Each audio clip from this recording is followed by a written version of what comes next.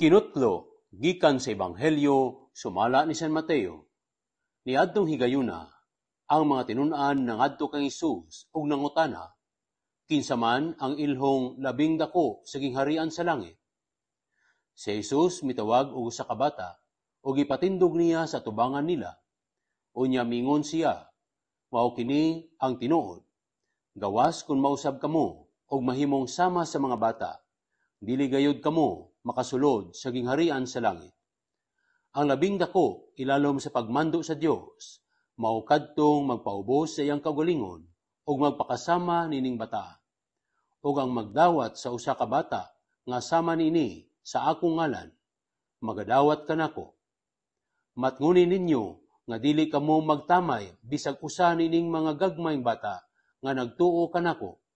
Kay sultian ko kamo nga ang ilang mga anghel ato kanunay sa tubangan sa akong amahan didto sa langit. Ang Ebanghelyo sa Ginoo. Pag-ampo.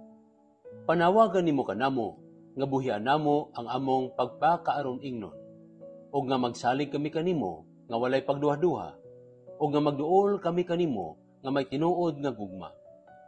Dasiga kami o among makagagahom nga Dios, nga ilho namo dinhi sa among kaugalingon ang among dako nga panginahanglan kanimo, nga dili namo maabot ang tinuod nga pagkahalangdon og dako, pinaagi lamang sa among kusog og kaalam, kung dili pinaagi sa pagpaubos o pagdawat sa imong grasya.